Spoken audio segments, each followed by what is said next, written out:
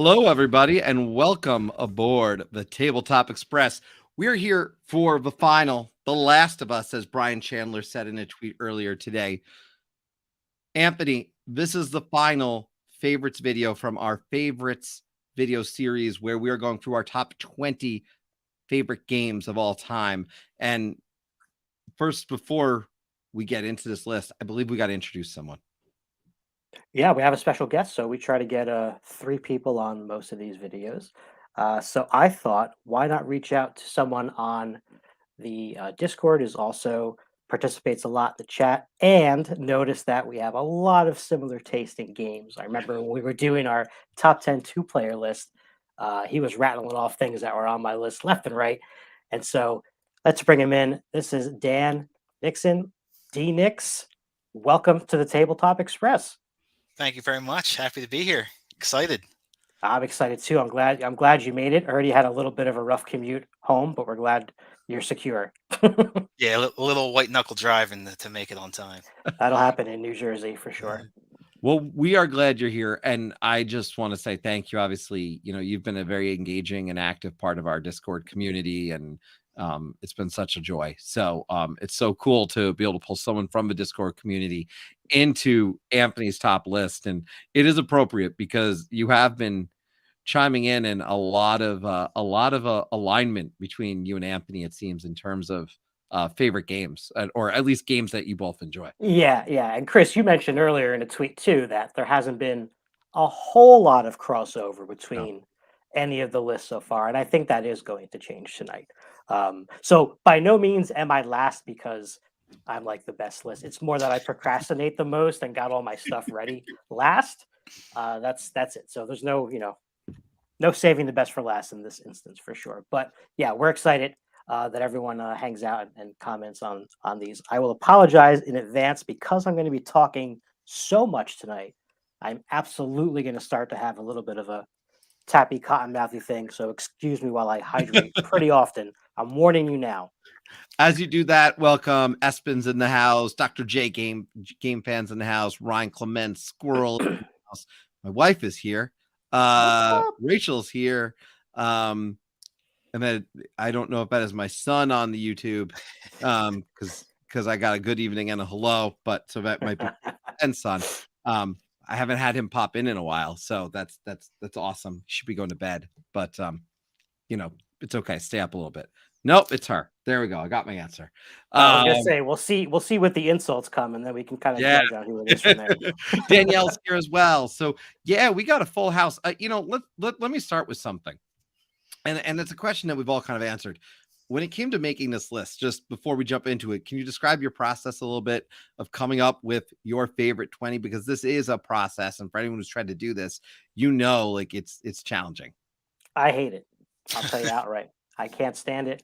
I hate naming favorite of anything for the most part.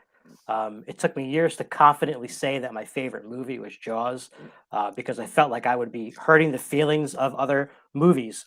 And so I feel the same way when I rank things like games, that I'm going to somehow hurt the feelings of an inanimate object that has no bearing on me whatsoever. So it was a little bit intimidating. I'm not going to lie. We got Jaws now too, Anthony. I mean, this is going crazy. There we go. That's awesome. And besties, I'll tell you. But it was interesting. I just looked through the list again, and there is only one repeat board game designer on this list, which I thought was interesting. And these are games from all different genres, from all different years. And basically, I tried to. I just put a bunch down, and then I was like, let me at least try to separate it in half to like a top 10 and a bottom 10, so to speak. And I did that a little bit. And then to really get everything kind of organized, I used, as many people have already said, the Pub Meeple website, which did help, although it was still painful to make those clicks. But it happened, and that's where we're at. Well, let's jump right into it. The great thing about this has been one of the creations from Ryan, who you've seen on quite a few of our videos for these favorites, and one of our co-conductors, and he has made this really cool list. And you actually, if you like, Anthony, if you click that little arrow in the top right, you can reorganize this so number 20 is up at the top and it has a nice little look to it. So if you click that little arrow, yep. Did it work? Yeah. Yeah. Awesome. Yeah. Cool. Yeah. It's another nifty. Yeah. So let's get right into this. I am dying to hear your list because I know even if it's not in my top 20, I'm going to like a lot of your picks. All right. So my first pick here combines two mechanics that I quite enjoy overall in board games, and that's a combination of drafting and also polyomino placement. And that is the Isle of Cats. So this one's from Frank West, who I think has been on the channel with you before, Chris, at some point. Yeah. Yep. And this is a pretty hefty duty, big table hog kind of a game for the most part, for me anyway. And you're essentially filling up your boat with these polyomino shaped cats that are in all these weird, awkward positions, the way cats tend to do. You are also drafting these cards around the table to get a few different things. Some of them are going to give you treasure to add into your boat. Some of them are going to give you baskets, which is how you can actually take the cats from the supply in the center. And then others are like private lessons and public lessons, which are basically other ways to score points. The public ones are available to all players, and the private ones are, well, just for you. And so there's a bunch of rounds of that, followed by purchasing the cats, basically using fish as currency. You're kind of luring them off the island because some bad guy is coming. I forget. I think his name is Vesh or Veshna, or I might be combining him with Stranger Things. But he's trying to get all the cats. So and if we want, we could show her what that looks like. If you click on that Isle of Cats cover. Right. Forgot about the whole slide picture. out. There you go. Look at and I just think this gives such a nice visual in terms of the polyominoes and everything else that's in this. This is a massive game, by the way. Like the box for this is, and I know there's an expansion. I haven't even got a chance to play, but it's massive. I have several things. I have the Kickstarter version first of all, which I kind of got by accident. But I also have the Kickstarter promo pack that came out more recently. The Kittens and Beasts expansion was also part of that campaign. The late arrivals and also the boat pack. So a whole bunch of stuff. Much of that I have not gotten to yet. But yeah, this game's a blast. It's definitely thinky. It can be a little mean at times. Not that there's a lot of take that, but because you're drafting, there could be things that you really want to get your hands on and you just don't. But there's so much to go through. Like there's so many cards in this game. You're not going to go through the whole deck in a game by any means. It's interesting. This one, I like it quite a bit. Setup, it's not that it's hard. It's just there's a lot. So I don't call it difficult. It's a lot, right, to set up. But once you get the game out to the table, you can teach this very easily to anyone, which I think is very alluring about it.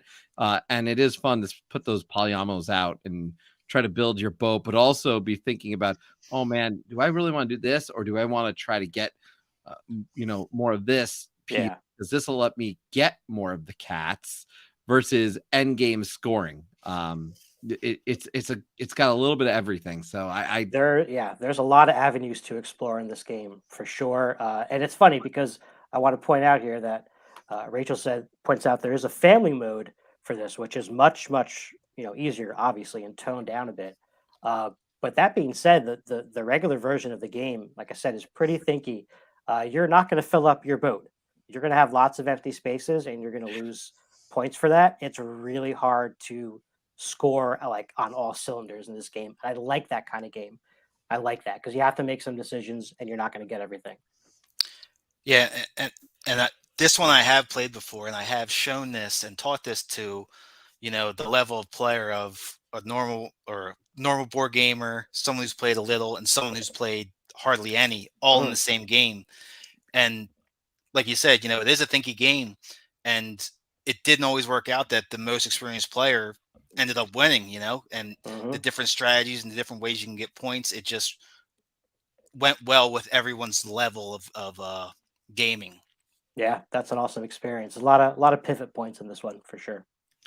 Yeah, I agree with this sentiment, by the way, of you never go for the 25-point fill your boat card.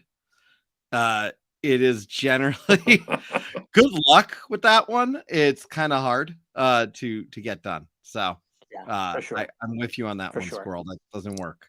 Does not work. But great components also, and great artwork. This is very cool. Cool table presence. Isle of Cats. That's my number 20. Awesome. All right, moving on to number 19. Number 19 is a game that did appear on my top 10 two-player games, and this recently also got a new version. I have the original, what they call the master set, and that is Summoner Wars. This one came out in 2011 from Plathead Games. This was right about maybe like a year before I got into the hobby, like that year. So this game came out pretty soon after I started getting into the board game hobby. So it was a very early pickup for me in my collection. One of the first probably 10 games that I purchased. And the funny thing about this is, as much as I love it, and it's on this list, and it's one of my favorite two-player games also, I've only played this with one person, my friend Anthony, also named Anthony, and only he and I, for whatever reason, have played this game. I haven't taught it to my wife. I haven't played it with Eric. I haven't played it with anybody in the Tabletop Express. So it's funny that it's a thing between him and I. He's a big chess guy, and this has an absolutely chess feel to it. It's almost like a miniatures game, but there's just cards. There's no miniatures in it. You're basically going to be taking one deck of a faction of a race. Basically, you have one summoner and a bunch of other cards in your deck, including other like fighters and some bigger, more powerful people like champions and things like that. And also, you have these wall cards, which are going to be placed out. One of them will be placed out at the beginning of the game, and from the wall is where you can summon new people from your deck. So they have to come out adjacent to the wall. The rub of that is you've got to use magic to bring these new things out. They have a magic cost. So with your hand of cards, you can play some of them to summon those people or play these events. But you can also burn them to build up your magic pile. So it's got this, tactical battlefield thing going on where all the moving pieces have different abilities, melee attack, range attack, special abilities, but it also has this hand management thing because you're never going to reshuffle your deck. You go through it once, that's it. So you got like a big, champion that's like has a lot of hit points and an awesome attack, but it costs like 9 magic or something to bring him out. Are you going to save up for that for like 2-3 turns, or you're going to burn through it fast and try to bring out some smaller like factions and fighters and things like that? I love the feel of this game. So many different factions to play. They all play differently, and it's fantastic. I've never played this one, like you said. I know. It's sad. Is this two player specific?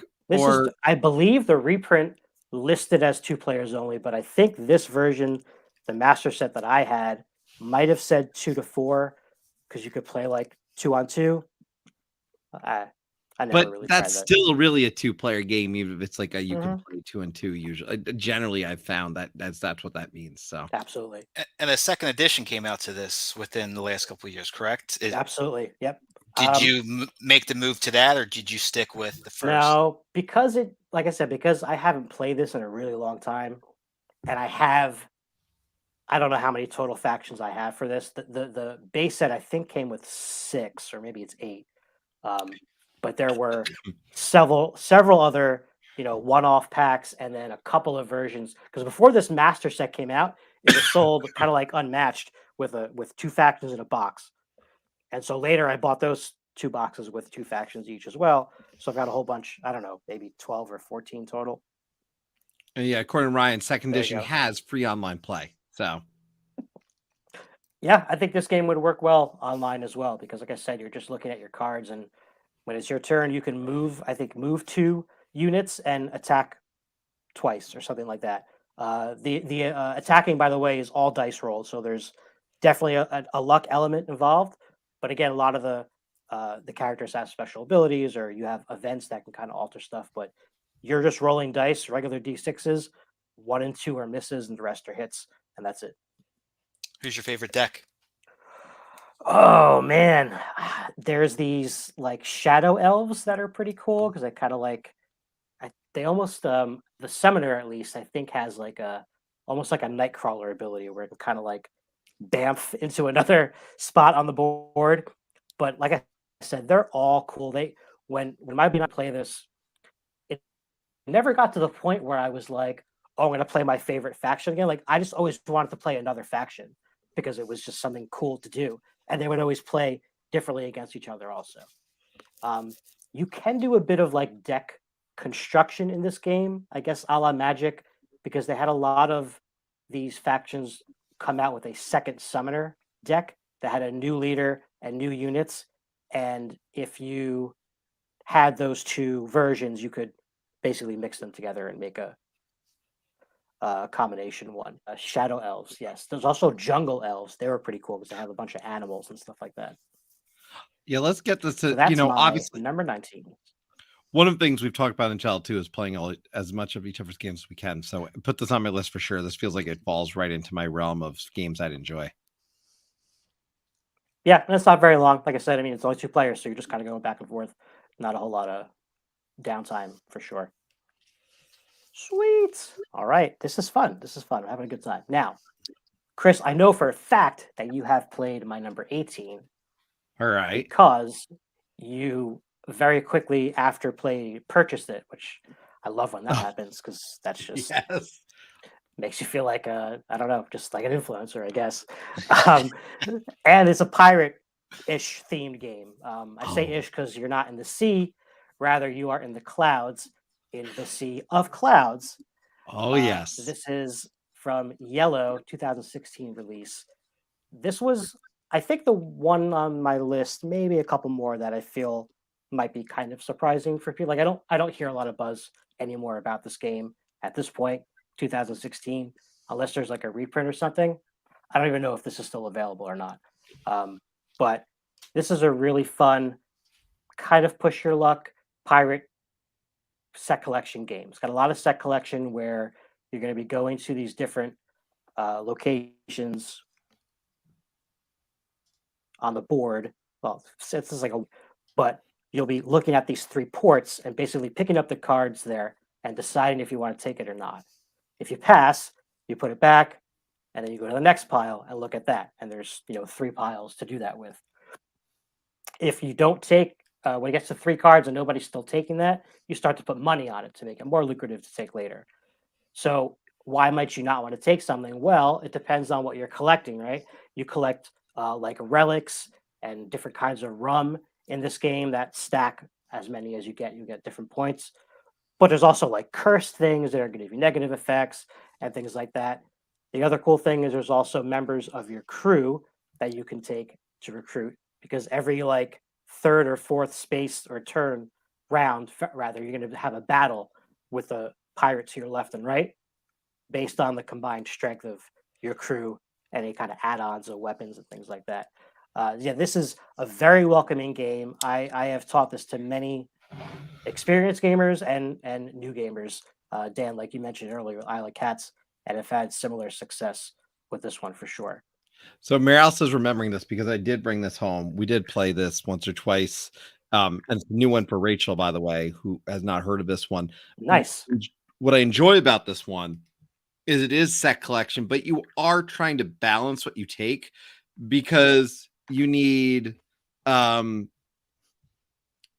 to like think about what you're going to take, because the pirates are going to fight on those spots, and if you don't have enough, some other advantage will come into play. So, but it really needs at least 3 to make the you can't really do this with 2, and at 4 this would be appropriate, right? Oh, so 3 or 4 is perfect for sure. I think 4 it really thrives from what I've done. Yeah, I've only seen this one in passing and never really dove into it more, but just hearing you describe it, it sounds like something that I would want to get into as well. Pirate games for me, I think there's only 1 or 2 that I've played that, and I'm always looking for the theme, but all the other ones are kind of beyond me as to find people to play with them. It's been Jamaica and not much else. So a pirate game like this, and especially Sky Pirates, everyone likes Sky Pirates. Sky Pirates, such a cool. The artwork is really nice on these cards, and the player boards are really cool too. Really small box, the same size as basically like a Patchwork size box, or like Seven Wonders Duel, a little bit taller, but that same square shape. So yeah, Sea of Clouds, awesome, welcoming game, easy to get to the table, and relatively quick too, for sure. Yeah, great choice. I mean, Sea of Clouds, by the way, I looked it up as you go and set up for your next one. I will say I looked it up. I don't think it's as sold, but it's very available. Like it's available through Geek Oh, okay. Marketplace and Noble. I don't know if it's on Amazon or anything, but I know like you can find it. But it's probably not. You're probably like have a hard time getting it. Is I guess what I'm saying. Like it's still out there and available, and people do sell it. So. Yeah, I don't know how many printings of this there were. It's rated as 6.7 on BGG. I mean, I don't put a lot of stock But into it's a that. 672 family rating, so it's still a top 1,000 family rated game on BGG. So that's, Right, I right. mean, it also, let's be fair, BGG is not going to rate this one high. I mean, it's just not going to be that type of game. So Yeah, look, it's not revolutionary in any way. I no, just think for what it does it really well. It flows really nicely. It's fun to look at, and it's just an enjoyable experience. So that's definitely going to get a spot on my list.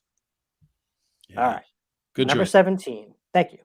Number 17. I think is a crossover. I forget everybody's list, but you'll tell me obviously in a minute. This is another puzzly, thinky game. It's kind of polyomino, but you're not placing polyominoes per se, but the patterns that you're dealing with are in polyomino type shapes. And you're building a little tiny town in this game from Peter McPherson. Is on your list, Chris? This wasn't, but this is in my top like 40 probably. I really do like this game quite a Okay, bit. okay. So this is a game I do really enjoy quite a bit. I love the tension and the how many times you say "ah crap" in this game. As much as like I don't, part of me doesn't like it at the time. There's something about it that I love, and this picture right here on the right is from the first time I ever played Tiny Towns. Now, if you can't tell, my board is very, very sad looking. There are many empty spaces, a bunch of those stupid wells that basically do nothing. I scored 0 points in this game, but immediately fell in love with it, and that's how it secured a spot on this list. Right? If you could give me that reaction afterwards, but still get played and get into my collection and get played a lot, that's a great game. That's a great game. So inside towns, you're just using resources to kind of place these colored cubes on this little grid that you have in accordance to what these cards are, which you can kind of see in that picture, that have different, layouts for them. And you build that on your board. And once you have it complete, you then get to actually place that building in one of the squares that were involved in designing that thing. So it looks like your board will get filled up really fast, but then some of the stuff is going to go away eventually. But man, there are a lot of ways to paint yourself in a corner, literally in this game, and sometimes there's just no way out. And I like it. I don't know why I like being punished so much. I guess because when you do it well, the payoff just feels that much better, right? When you're like, "Screw you, game! I figured you out and I won." So Tiny Sounds, it's a blast, and you can play it over Zoom. Yeah, Ryan talked about that right here. You can play this online with a lot of people. You can stream it. It's very easy. Dr. J Game Fan's been sitting on a shelf for too long. I will point out, by the way, because I think this is happening right now, and I can drop a link after fact because I'm sure it'll be available after. But I think Aldrich's running a Let's Play game night, which they do from time to time, and they're actually running one to test a new card from the upcoming expansion, which I believe is an upcoming. It's a card. I don't know if it's based on another game or not, but like there's like some extra cards and stuff. So they're always doing this game. I think there's 2 expansions to this overall. There is. So I have only one of them. I have Fortune. So what Fortune does, first it adds a whole bunch of new cards of each, like building type, which is cool. And then it adds these coins into the game that you can spend to use a different resource than the one that is named or that comes up in the cards.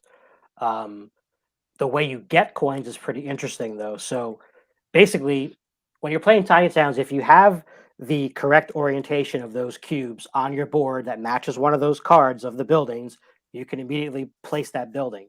But you don't have to place it yet.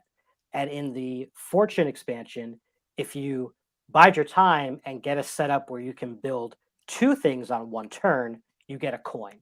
So there's incentive to kind of waiting a little bit, which again can be kind of tough to get those pieces in the right way. But it has a payoff.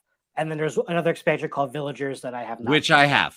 Oh, okay. So and Villagers adds just really more cards and some asymmetric stuff. And yeah, a good choice. Again, this is in my top 40. I enjoy this game quite a bit. It's probably been shelved a little bit just because of so many other great games in this past year, which we'll be talking about on Tuesday.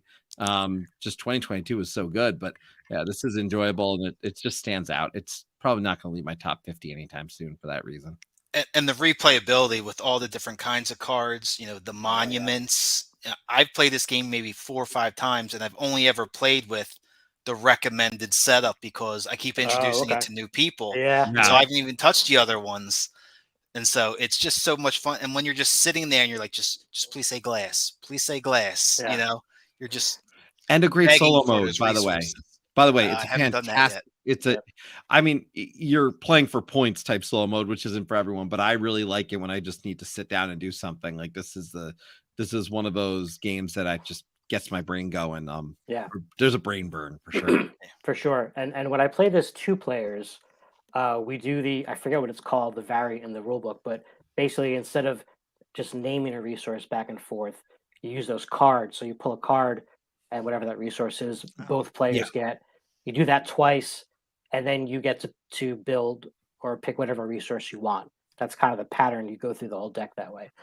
So again, another game that works on many different skill levels and player counts and things like that. Yep. Tiny Towns, number 17. Good one. Nice. All right. Number 16 is another really gorgeous looking game. Another one that I was kind of late to learning about and playing, but instantly fell in love with it. And this is Sagrada. All right. From Floodgate Games, came out in 2017. This also has many expansions to it. I don't have any of them yet, but they're definitely on my radar. This is a stained glass themed dice placement game where every player is going to get their own, stained glass shape player board, and then basically a random setup card that you kind of slide in through the middle of that insert, and that's going to have a couple of requirements on it. So some of the squares will be, let's say, blue, so you have to put a blue die there, or some of them might have a named value on it, like a 3 or a 5. Some of them have nothing, as you can play whatever you want there. But again, this is a very, here's my board, here's my puzzle that I'm working on, but I'm going to be drafting these dice from the pool that everybody else is also drafting from. And it's one of those drafts where you'll go first, and then when the last person goes, they'll go twice in a row, and it goes back in the other direction to take the dice. And that's it. You're basically just choosing dice and putting them into your display. There's a couple of placement rules. You can't have the same color or number adjacent to each other. And then there's 3 tool cards that kind of let you break the way that the game works a little bit, maybe re-roll or draft 2 dice in a row or something like that. But that's it. You're going to score points based on a couple of public objectives, basically, as well as you'll get a private color of the 5 main colors. That's your color. And at the end of the game, you'll get points for all the pips that you have of that color. So again, another one where there's a couple decisions to make. You can get stuck on a turn with not being able to choose or draft anything because of the way you have things set up. But again, I like that tension of that little puzzle. And this is a gorgeous looking game. When your board is done, it looks awesome. The thing about this one is I did play it, and much like Azul, I played it wrong the first 2 times. So I don't know if I introduced Des to it. My daughter rolled the dice for sure, and that's about it. And then, and I know my wife and I played it, and we somehow messed something up, but it needs to get back to the table again, because we fixed that problem. We played it right, but I don't even remember what the stupid issue was. Well, it is easy to forget about that placement rule sometimes. There's been many instances where it'll be 3 turns later, and I'll be like, crap, I've got 2 3s next to each other. I swear I didn't do it on purpose.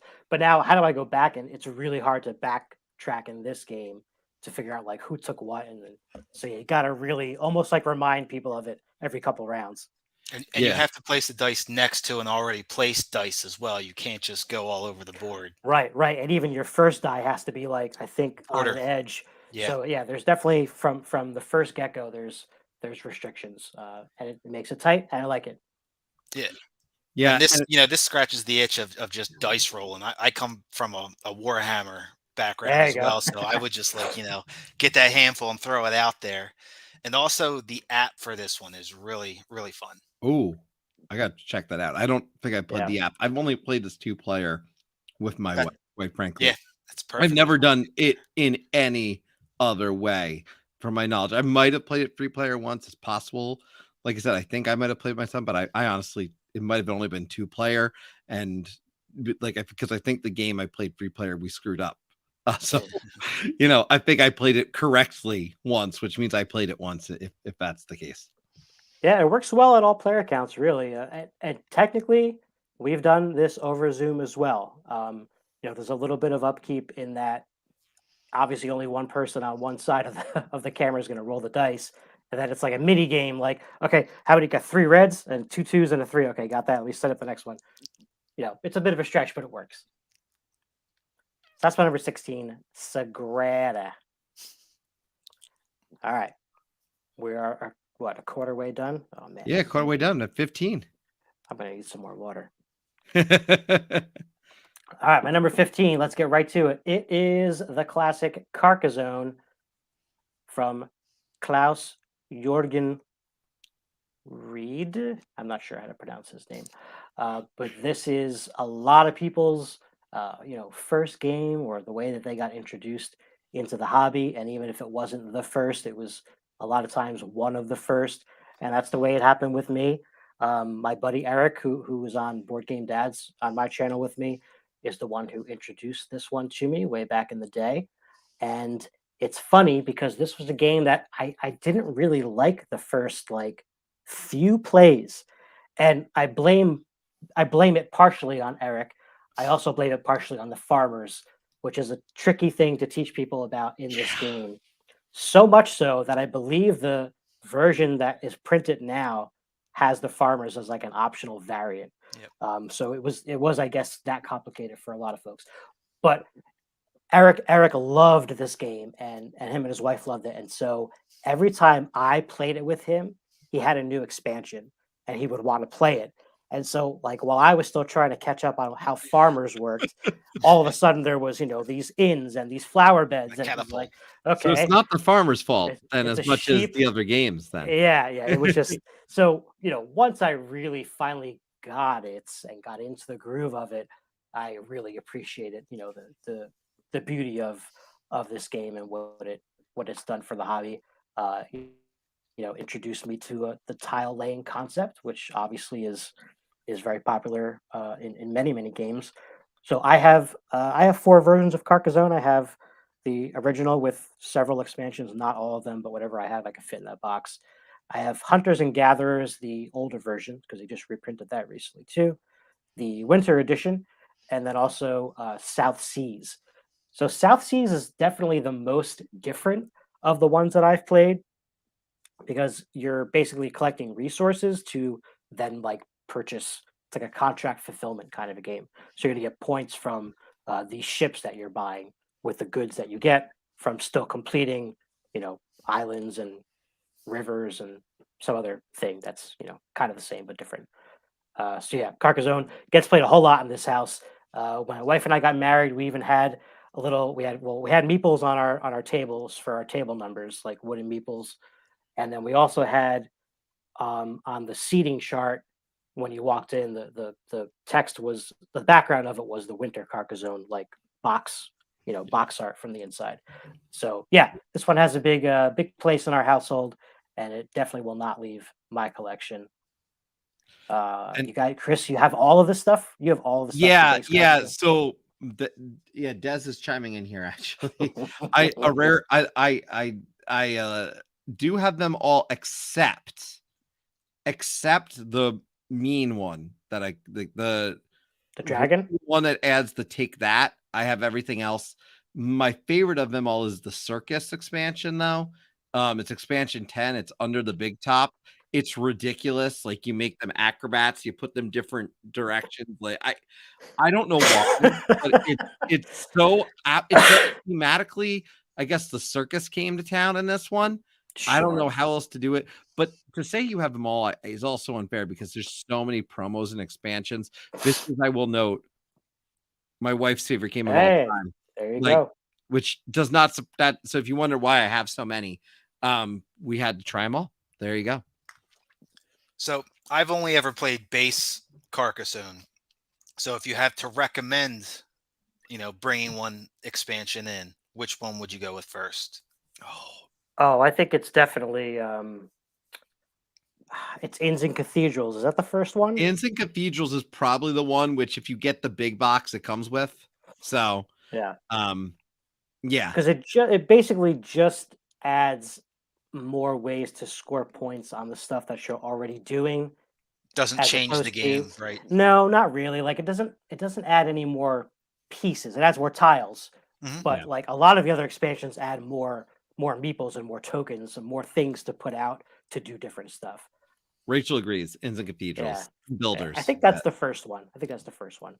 Yeah, but if you're looking for like a different another version, like I said, South Seas is really cool. It's different. Gold Rush is a lot of fun as well, and I like Hunters and Gatherers also.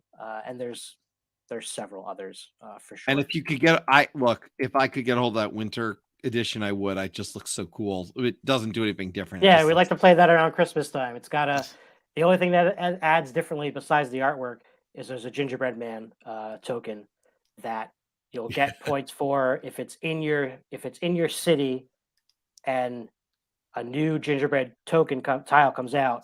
When he leaves the city, you get points based on how big your city was when he left. And if you're the one who pulled that tile, you can go ahead and put him into another unfinished city that you own and get points. So that that's all that it does. That's different, which is nice. And I will note, because Squirrel mentioned this before you go to your next one. The city is expensive, but the best. Castle's amazing at 2-player. And I will say I have the 2-player one, and I do love it. I put it in its own category though, because it is kind of a standalone thing, whereas the other stuff is really well, like Carcassonne. My Carcassonne is behind me somewhere here, but like that 2-player, I love that one. So yeah, Squirrel and I've talked about that before. It's just a delightful game, and to me the best of the bunch. But nice. All right, so my number 14 is the first pick in a genre that I enjoy quite a bit, and that's the blank and right genre. Those roll and rights and flip and rights. This one is a flip and right. Another one that I was introduced to by a friend, and very easy to play again over Zoom. And Chris, me and you have actually played this on live stream more than once, and that is Welcome to your perfect home, your summer thematic neighborhood, your winter thematic neighborhood, whatever the expansion is that you want to use. Man, is this game fun. Flipping right, you're just trying to put the house numbers on these 3 rows on your score sheet in ascending order. You'll get some bonuses for picking the cards that have, say, a park on it, or a pool, or things like that. You can alter the numbers left and right a little bit. You can build fences. You can try to get public goals of, get 5 houses in a row, or 2 sets of 3, and things like that. Ton of replayability, even in the base game, in my opinion, but many expansions that all add little tiny things to change throughout the seasons. Like the winter one has like Christmas lights, and the summer one has an ice cream truck. There's all kinds of cool stuff going on with Welcome to, and I don't know, the system just really works for me. It's a ton of fun, and can be very stressful also. Squirrel says the ice cream truck is the best expansion. it is. Yeah. Here's the thing. It's tough. I love this that one's game. Tough. Yeah. I love this game. I have to tell you, I do. The only reason this one has dropped for me is because I've played Welcome to the Moon. And when you go to, as I've gone towards more thinky, vote to move a little bit up for me. And that's definitely got a lot of options. But when it comes to just a simple kind of flip and right game, if I'm busting one out, man, Welcome to is not really my collection. I really love this one. I've got everything for it. And Dr. J is right, by the way, because the app is a great way to keep score. Yeah, there's a bit of that math that we all hate in this game Yeah. for sure. So is this like a quick hit game, like half hour? Oh yeah, Oh yeah. oh yeah, It's definitely. quick. It's so quick, and you'll end up playing multiple games Yeah. usually with this one. You end up saying, "Oh, let's do another one," and you want there's a Halloween one, or you want the end of the world apocalypse one. Yeah. There's a whole slew of these games, and they're all different in a fun way. So And my cousin came across this one. I think he got it for Christmas or something. And I've been looking at it when it's on his shelf. And I'm like, oh, one day we'll get to that. So now I think I'm pushing it more ahead since it's on Anthony's list. There you Gotta get go. it to the There you table. go. Influencer. All right. Brian is asking about the welcome to we're both clicking. Last. Oh, I'm sorry. letting go. We're both reading minds. I have not played that one. It seemed like it kind of fizzled out. It was a little bit of a bust, in my opinion. But again, that's my opinion. From what I've heard, I tried it, disliked, and I think they learned their lesson and they made Welcome to the Moon. And Welcome to the Moon took probably anything good they found from Vegas, took what they knew worked with Welcome, and they, so Welcome to the Moon, Welcome to the Moon. I played through all the missions, and it's excellent. It's really good. They all feel like there's 8 boards. They all feel like totally different games. Yeah. Definitely more thinky than the base game, but a ton For of that fun. reason, it's a different experience. So when I talk about Welcome to the Moon, I like that thinky now, but this Welcome to Your Perfect Home will always have a place in my home simply because I just feel like it's so easy to play with anyone. Welcome to the Moon, I would not introduce actually as the introduction. I would start with Welcome to Your Perfect Home. People really like it more. I bring in Moon. Yeah, I mean, it just makes sense. Usually, every franchise, after all of the sequels and expansions, eventually goes to the moon, which is, I'm surprised that there's no Carcassonne. Well, they made a Star Wars Carcassonne, but I heard that was pretty lame. I don't know. I never played it either. Anyway, moving on to lucky number 13. This is maybe not the oldest game, but definitely one of the older games on my list. Another one that I had never heard of until my friend Eric introduced it to me, and obviously it really stuck around. Another one that gets a lot of play in this household. Last year, it was on my wife and I's top 10, 10 by 10 challenge. Sorry, and that is the Downfall of Pompeii. So this one is the only repeat designer. This is Klaus Jorgen, same designer as Carcassonne. Another tile laying game. The cool part about this one is the tile laying doesn't start, is drawing these cards and placing out your pieces on these different spots on the board. The cards are different colors. Whatever color comes up, that's where you're going to put your little. You can upgrade to meeples. I think they're like hexagonal cylinders in this game. So the first phase of the game is playing those cards and putting your people out.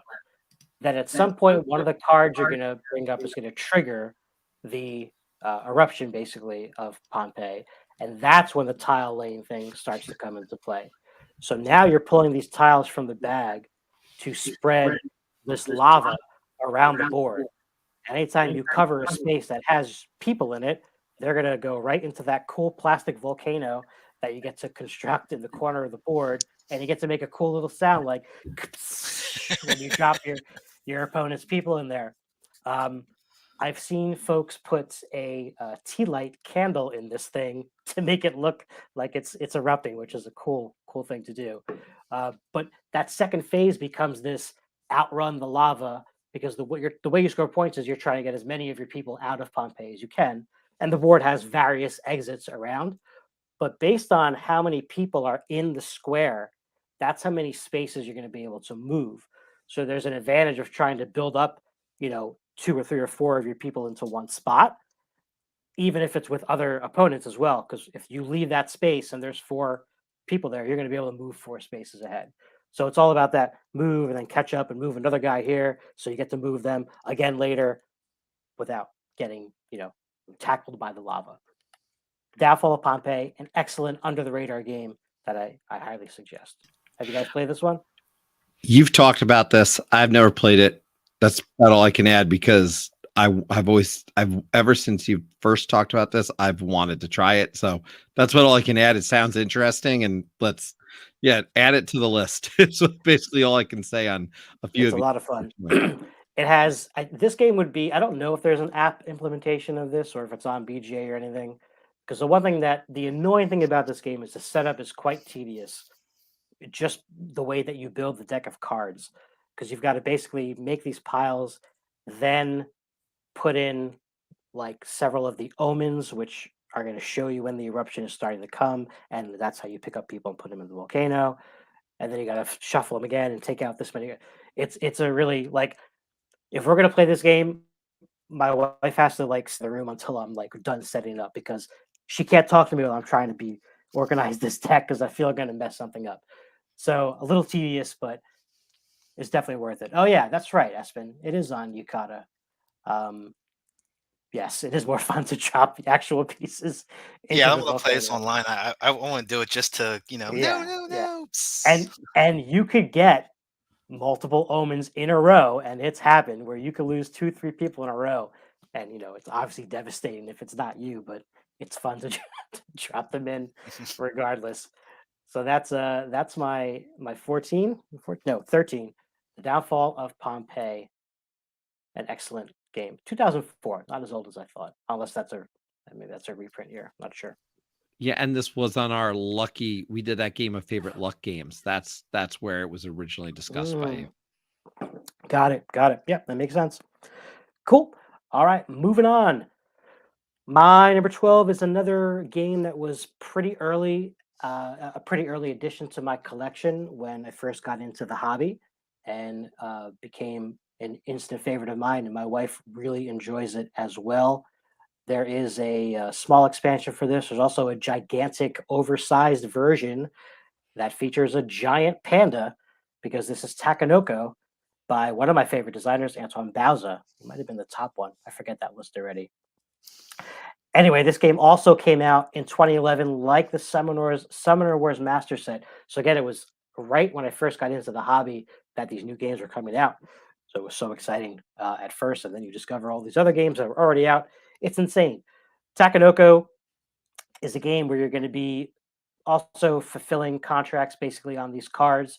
There's 3 types of cards that you're going to fulfill to get points. There's farmer cards, which have bamboo requirements because you're going to be stacking up these cool wooden bamboo pieces. There's panda cards, which are going to involve eating pieces of the bamboo when you move your little panda around.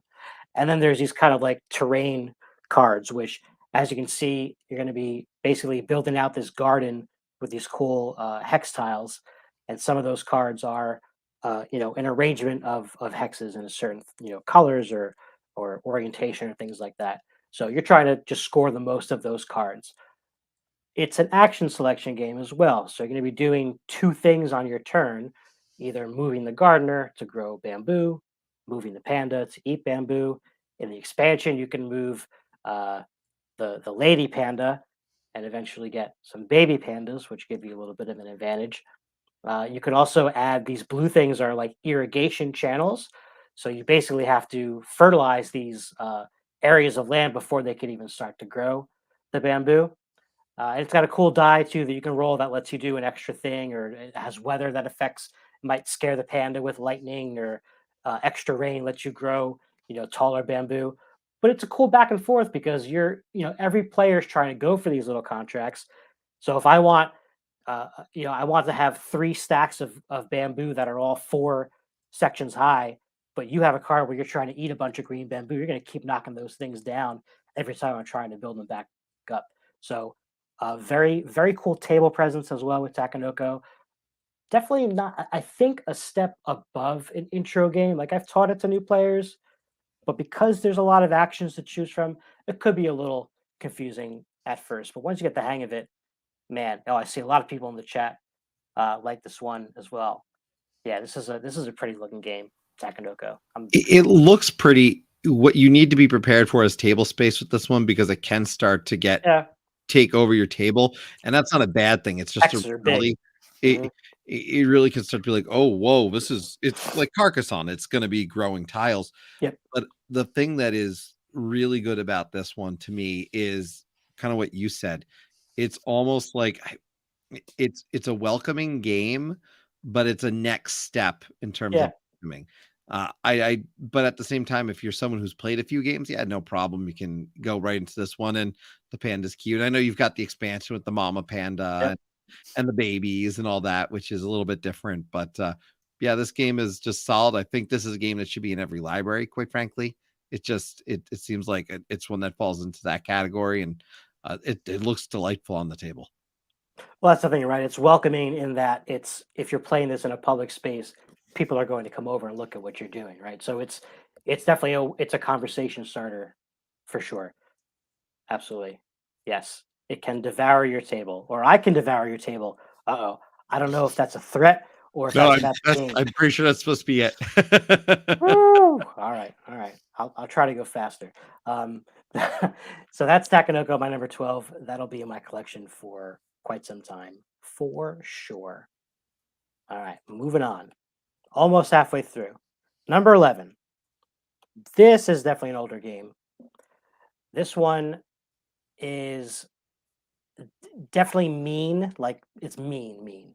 So if you play this with like in-laws or spouses or something, or even kids, there's going to be some feelings that are hurt. You're gonna feel a certain way in this game, but it's gonna happen to everybody, and that's okay. So this is Survive: Escape from Atlantis. This one came out in 1982. I think that's this version of the game. I almost want to say there was an earlier, that this first edition came out in like the 70s, but it could be wrong. I mean, Parker Brothers has been around for a long time. Survive is a game where you're just trying to get some of your meeples, and you're not going to get them all, some of them off this island to score you points. The island is made up of these hex pieces, and when you first set up the board, you randomly put them all out, and then everybody's going to start to take turns putting their meeples out on the board. So your meeples in this game have a point value underneath them. I forget how many there are in total, but there's like 1 6, maybe like 2 5s, a couple 4s, 3s, 2s, and a bunch of 1s. So you play some of that strategically at the beginning, but good luck remembering where you put your 6 or your 1. It's just, as much as you think you're going to remember it, you're not. As the game progresses, this island is going to be slowly disappearing, because on your turn, the first thing you do is pick up one of these tiles. So you'll notice there's like sand, desert, there's forest, and there's mountain. You're going to take all of the sand pieces first, then all of the grass or forest, and then the mountain. So it's kind of like a mad dash to get off the sand pieces early, because they're going to be the first ones to go. So you're going to flip over the tile, and it's going to do a bunch of different stuff. It's either going to let you move one of these crazy sea creatures. It might let you move a boat to a different spot. There's all kinds of stuff going on. There's sea monsters, there's sharks, there's octopus or giant squid, there's whales, there's dolphins, there's boats. This game is great to look at. It is chaotic as anything, but you get to make, again, just like the satisfaction of dropping the person into the volcano in Pompeii, you get to eat meeples with these other creatures. It's the thing, or it's like capsize your boat and your guys went into the water. Now they can only move like 1 space every turn, but there's sharks surrounding them. There's so much craziness going on in this game. It's so much fun. If you get one of your boats to one of the corners of the board, those meeples are now safe. And at the end of the game, everyone's going to reveal the ones that they saved and add up all the points, and that's who's going to be the winner. I love this game so much. It's so much fun. So much fun. I want to play it right now. Right now. It seems to me we need to play this and like Pompeii in like one sitting. Yeah, we need to play to get the F out games, because you're about to die. Get out as fast as you can. We could throw Isle of Cats in, but you'd have to start with Isle of Cats being set up. I feel like, and then this one, and then Pompeii maybe set up on the other side of the table and just switch spots. Rachel has a question for you. Is this comparable to Forbidden Island, which is very? Oh, no way. Yeah, because Forbidden Island's extremely well, because Forbidden Island's co-op. Well, it's co-op. Yeah, this is quite the opposite of that. I mean, listen, if you're playing, so I think the base game plays up to 4, and then one of the expansions adds 5th and 6th players. You could certainly make alliances in this game if you want, because the boat has 3 spaces in each boat, so you might have a situation where you have 3 different people in a boat, or one person that has 2 meeples and you have one, in which case they have control of the boat. But if that boat goes over because someone was able to move that whale over and capsize you, that's every man for themselves. So So the meeples that have the numbers on them, you know what yours are. Do you know what your opponents are, or is it secret no, from everyone? even when you score them, even when you get them to safety on one of Mhm. the corners, you don't reveal them until the end of the game. Okay. It definitely happens on accidents sometimes, especially if they fall over. But yeah, you have no idea what's Accident. going on. Yeah. But it's fun because at the end of the game, you might have only rescued 2 of your meeples, and maybe your opponent has 5, but you got like your 6 and your 5, right? So you have 11 points, and they could maybe only have 7 or 8. So the swings are crazy as well. Like I said, you have to be okay with getting your people eaten in this game ahead of time. So full disclosure, don't bust us out with like family for the first time or anything like that. This one looks fun. I've seen Yeah, this before in there a you go. store and overpassed it, but I'm gonna go back next week and see if it's still there and pick it up. Nice. Yeah, and Yeah, I Paul's don't the know. older Yeah. 3D edition of Survive looks cooler in my opinion, but there does not seem to be a used one in a decent condition or complete. So Yeah, definitely another reason why this one will not be leaving my collection if I can help it at least. I mean, I can. It's my collection. Do whatever I want. Okay, we're halfway through. So I'm going to hit this little button where they go like that because it looks cooler this way now. All right, here we go. Number 10. Number 10 is a game, Chris. I think you had this designer on the channel as well. This is a newer game, 2019, I believe. Tableau Builder, 2020. Santa Monica. I have to Santa double check Monica. on this. You've had a few, by the way, because Peter McPherson's been on a few times as well, and you Yeah. had Peter on. I have to check on Josh Wood. I think I've Santa inquired Monica. about, but I don't know if I ever had Josh Wood on. Yeah. You're right. I think you mentioned in conversation. Regardless, this game is awesome. It's so beautiful to look at. It is a tableau building game where you're going to be starting with a piece. That's your starting piece, and you'll be building to the left and right of it by buying these cards. There's like a street level row and then an ocean level row, and they're all going to be doing different things.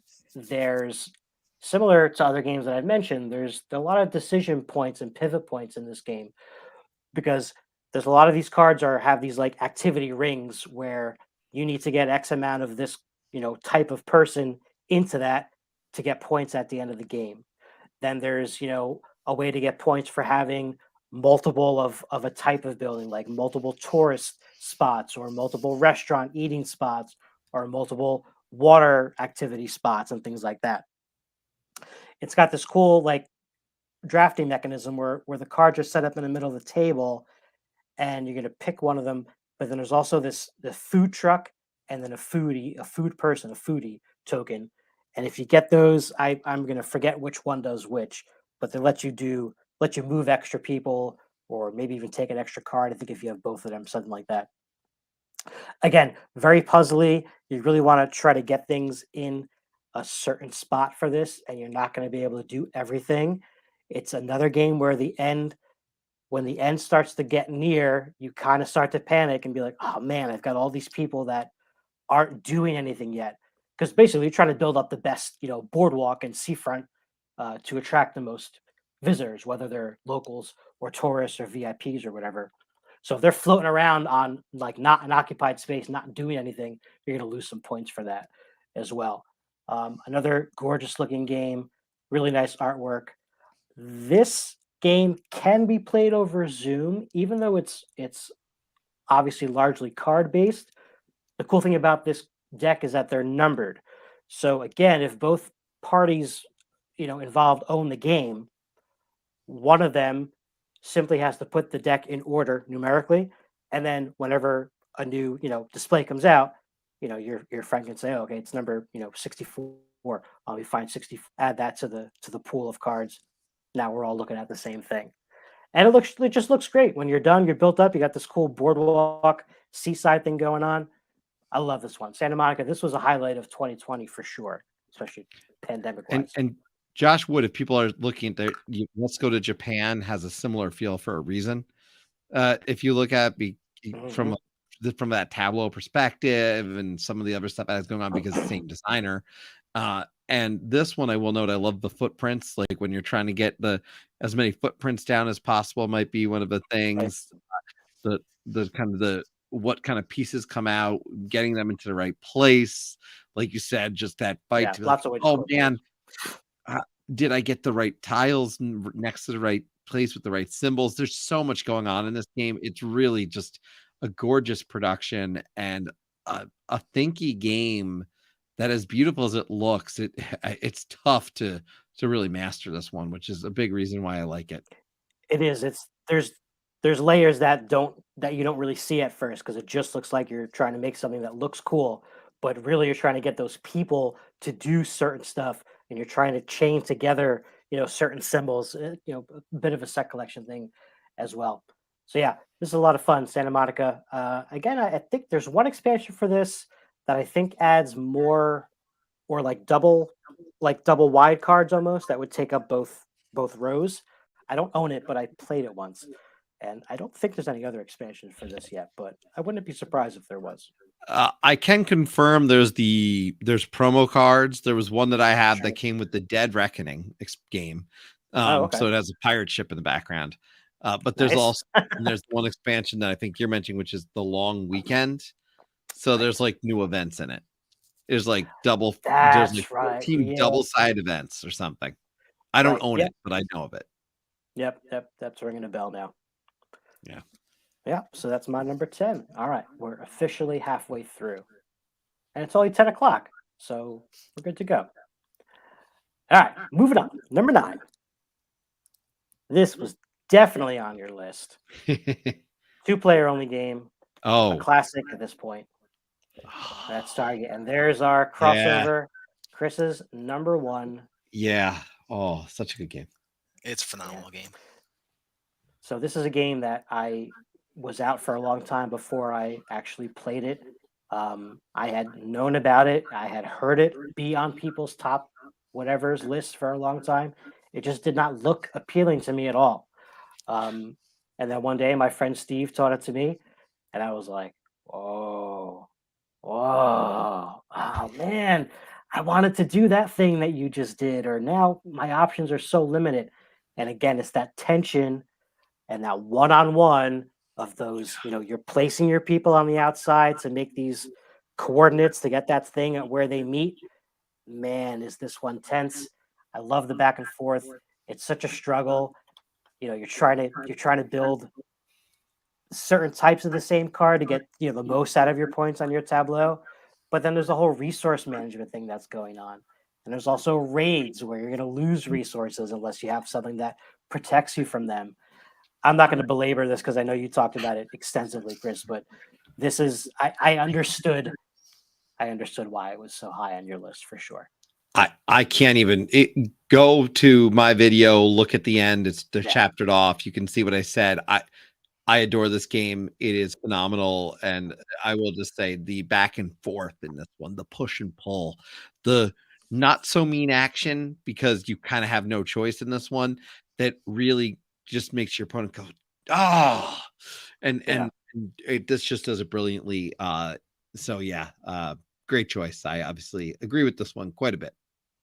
Yeah, it's a really cool way to mitigate your stuff, right? There's like I want to call it an engine builder because the stuff does not belong to you, but there's a couple of, I can do this and then I can trade these 2 things in so I can finally buy this thing, and that makes this thing finished over here, and that's very satisfying when it happens. And everyone tries to get, the Fata Morgana? I mean, that's pretty much the first one you're trying to get every time, right?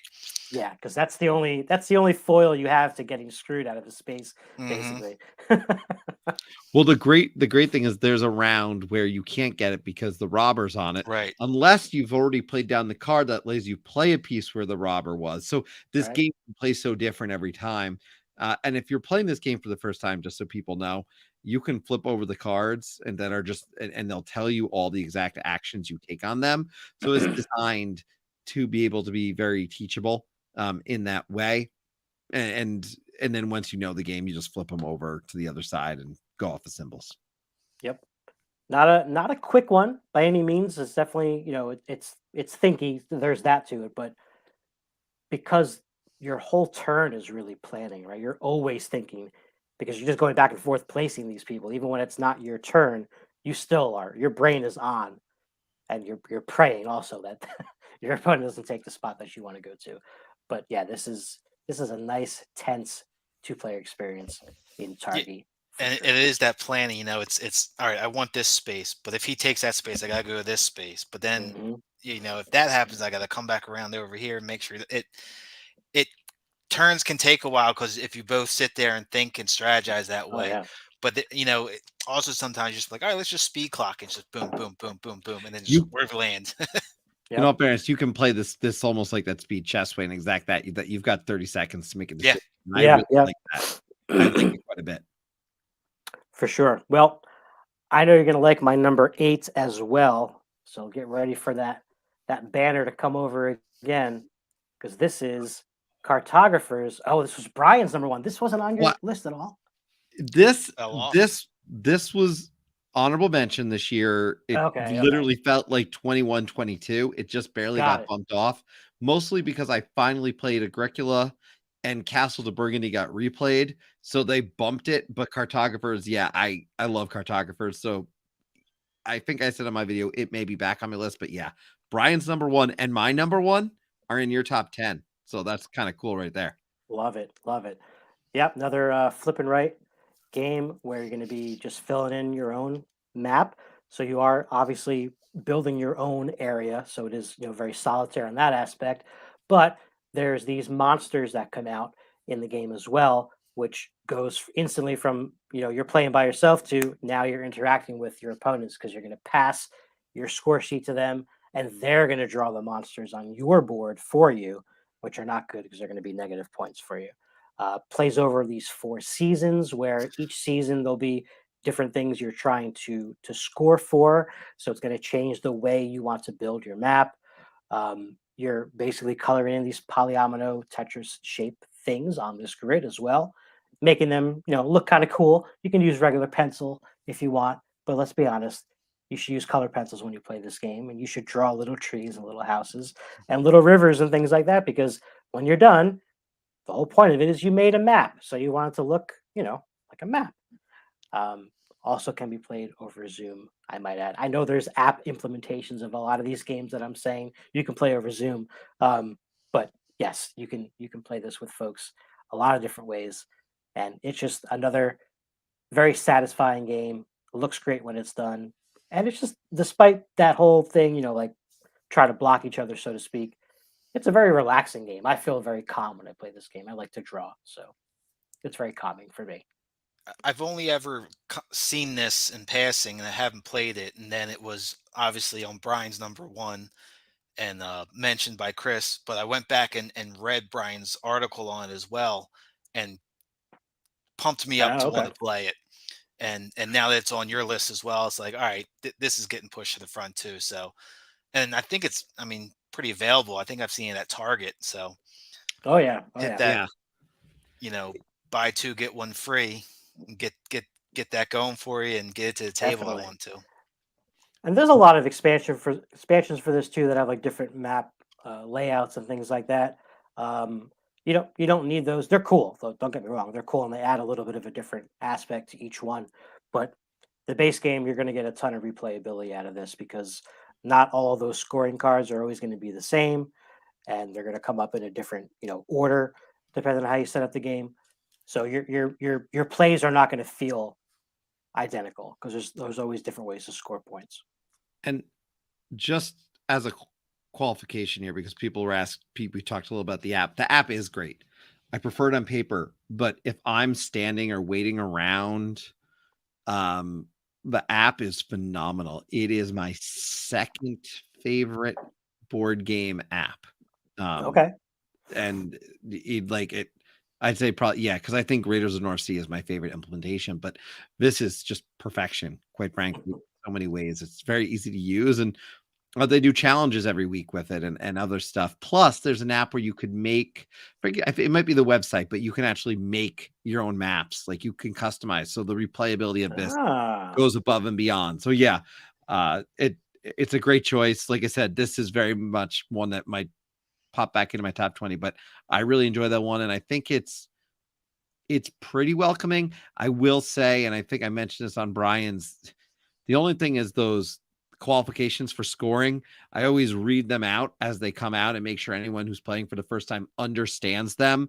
Cause I do think like they can, some of them are a little bit more confusing probably for some. Oh, for sure, for sure. And I similar to Tiny Towns, I think there's a recommended set to start with for the way that they score. I will say one of my only complaints about them and well about the game in general is on the text on those cards is really hard to Oh, read. the font. Yeah, The that font font is should an be a awful readable one. choice and it's really small. And they tried to make it like calligraphy-ish a little bit, like I guess mappy. But man, it's a lot of this. What does that say? Kind of thing. So yeah, every season it's definitely worth going over the two scoring conditions that you're looking for. And the Definitely. box says, 1 to 99. What's the most you guys have played with it? 105. No, I don't know. And does it drag, or is it doesn't affect it at all? It doesn't really because it depends on how quick you draw, how much you want to really draw, right? Like you could easily just outline the shape with Oh yeah. red to show that it's that one. But yeah, I mean the downtime would be just I'm not ready to draw this yet. I'm trying to maximize, but I don't think the player count would really change that No, much. the only thing is Simultaneous play. if you do this online, Anthony, the thing I would say is when you get a monster and you need to draw it, then you have to decide that. And it is true. My family did the expansion, I'm pretty sure, before they did the base game. So you can jump right into this game. Like it's not, and the expansion for that, it just means the heroes, which adds heroes who can fight more difficult monsters. So right. Yeah. Yep, this is a fun one. All right. Lucky number 7. Number 7 is It's a train game. No. Train game is 1865 Newark, New Jersey. No, it's not a train game. Number 7 though is my first game that I purchased when I got back or fell into the new awesome hobby that was board games. So the first game I played, first modern board game I played was Pandemic, which I think is a lot of people's, first game, their first. I was blown away by Pandemic because you were playing cooperatively against the game, and the game was somehow basically taking a turn against you. And that concept just kind of blew my mind. And I kind of was like, I'm going to go buy this game immediately. I didn't buy Pandemic, but I did buy this game, which is a very similar feel, but a cooler theme, in my opinion. And that's Flashpoint, Fire Rescue. Yeah. I love this game. And again, this is because it was my first, my first love, so to speak. I played the snot out of this game. I played it by myself very often because the rulebook was for your first experience in the modern board games. Rulebook is not the best, and obviously I was trying to teach it to friends, so I would play it solo, not like the official solo mode, but I would just play it multi-handed solo to try to learn the game better and be able to teach it like a lot. Just awesome experience. Similar to Pandemic, you have a specialist character that's going to have a special ability that nobody else can do, and basically you're trying to save X amount of people from this burning building before the building collapses, because the fire is going to be spreading throughout. It's going to cause explosions. It's going to chain react across different parts of the board. It's going to start to blow out walls, which you're going to put these like black damage cubes on, and you lose the game if you have to use the last damage cube, because that means the whole building went down. Or if you lose 3 or 5 people like to the fire, and I think you win if you rescue 7. I could be messing those numbers up, but there's different ways to play as well. But yeah, totally thematic. Such a cool game. Moving around, putting out fires. You get to have this little like ambulance and fire truck pieces. You get to shoot the gun, the water gun from the fire truck. Get to spray it into like a whole quadrant of the board, but you can't do that if other firefighters are in that spot because you would knock them down. So that there's little thematic things that really just is why I fell in love with this game. That's Flashpoint Fire Rescue. Can't say enough good things about it. There's a few expansions for this. I have 2 or 3 of them. I haven't even touched a couple of them yet. You know what? You're right. I didn't even think about that, Rachel. You're right. I'm all about saving people. Yeah. That's why you're the people person, right? There you go. There you all go. your picks are on everyone else's. Danielle, by the way, has never thought about playing it solo, but I could see this up on Danielle's list. I just looking at the game. I was so in love with this game and wanted to play it so bad. I would play it solo, and I would literally would search YouTube for fire truck videos, and I would just play this in the background by myself while I was multi-handed playing this game. So that was, man, what a fall down the rabbit hole that experience was. I love it. That's Flashpoint Fire Rescue. Highly, highly recommend. Also has a family mode that is a lot easier to win, and that you can always kind of upgrade to using the specialists and stuff like that. Brian has a good point. You don't mind dropping people in volcanoes in one game, so Yeah, I know. I really don't. Well, you're saving your people. He points out that you're saving your people, so you have no ethics. Is what he said. Yeah, you can't be a hero in every game. I mean, All right. Number 6 is back to the 2-player line, and that is a game that I have many versions of. Eric and I on Board Game Dads, we do a lot of stuff based around different holidays throughout the year. Some very well known and some quite obscure. But this game has a lot of versions that let us really shoehorn it into many different discussions based on the time of year. Similar to Welcome To, we do that a lot with that also. But this one's Patchwork, 2-player only. Uwe Rosenberg from 2014. This is the regular version. There is. Oh man, there's an express version, there's a doodle version, which is okay. There's a Christmas version, a Halloween version, an Americana version, and there's even a Valentine's Day version, which I don't have yet. And that might be it. I'm sure maybe there's a new one that I don't know about. But yeah, this combines, you've seen my list so far. 2 things that I love: that a 2-player, back and forth game, and a polyomino tight board. And it's funny, Espen was talking about this game when we did our 2-player list. I didn't think this would be his type of game because it is very much you're building your own thing. But he's right, there is a good amount of player interaction because depending on the piece that you take around, right, it's going to depend on how many more turns you can do. Because if you're still behind, you can still go again.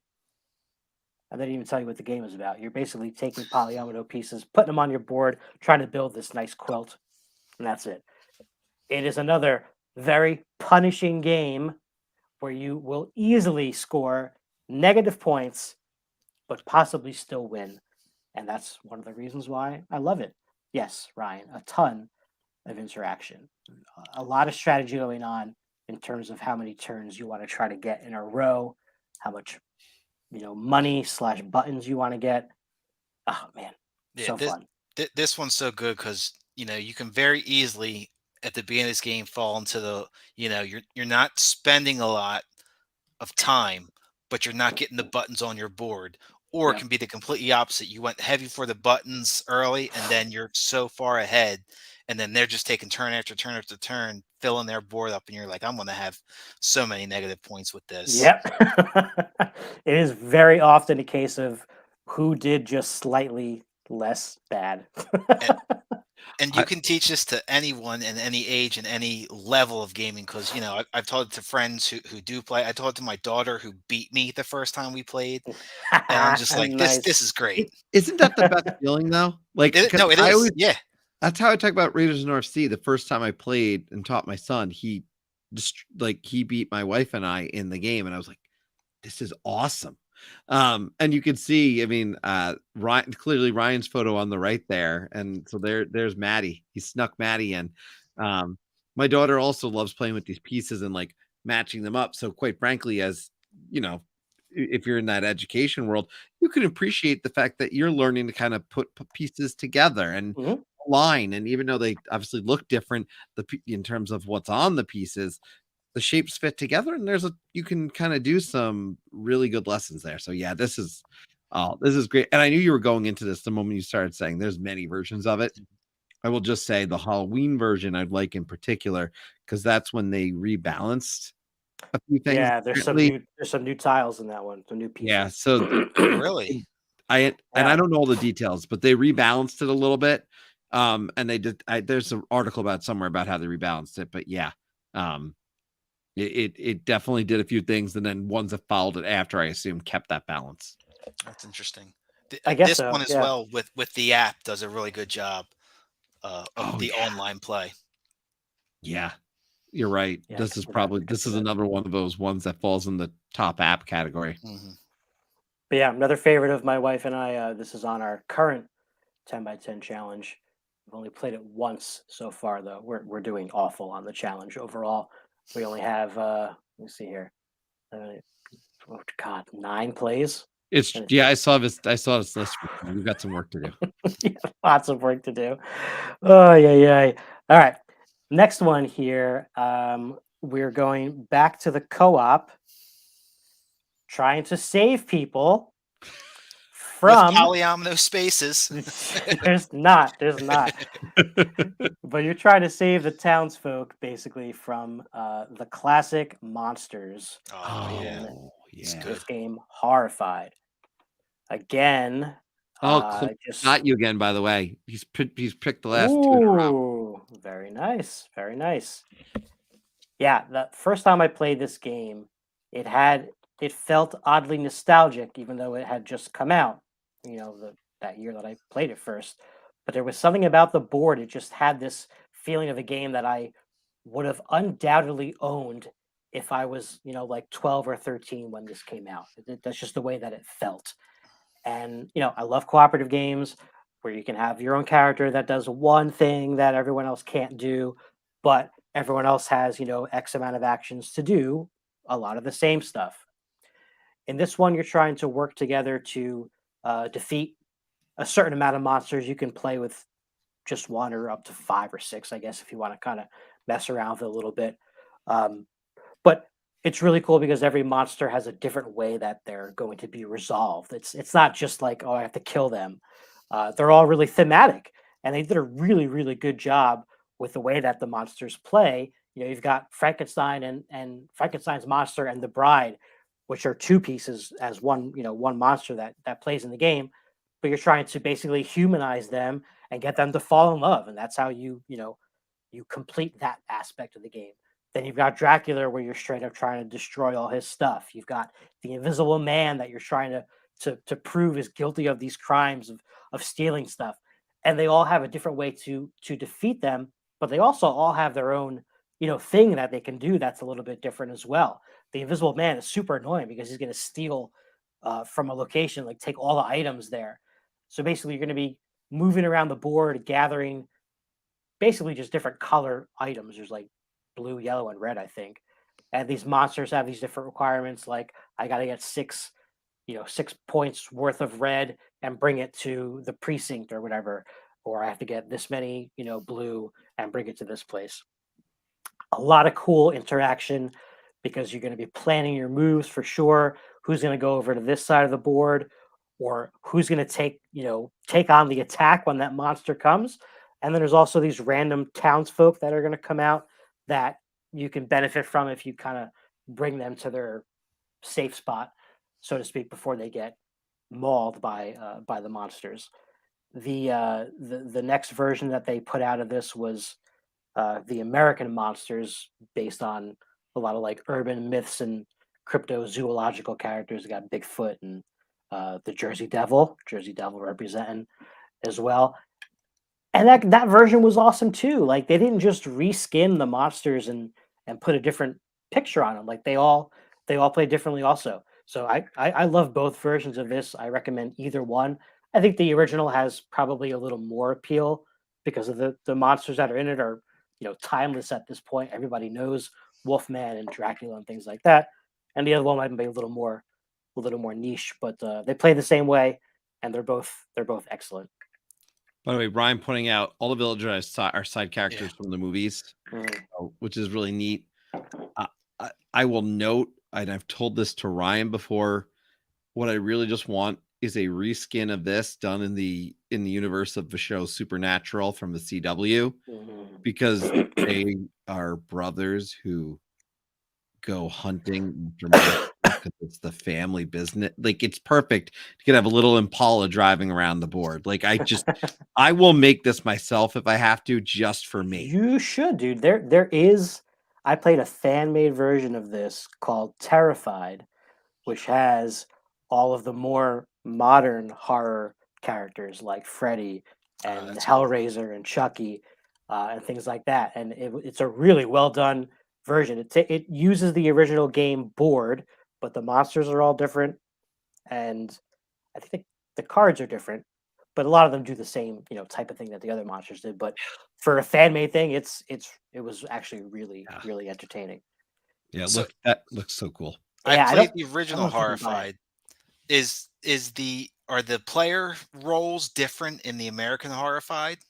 Yes, I believe they are. There might be one or two that are similar. I don't think any of them are exactly the same though. And can you take Somebody in chat might some know. from the one set, play with the other set? Can you mix the monsters, or is it?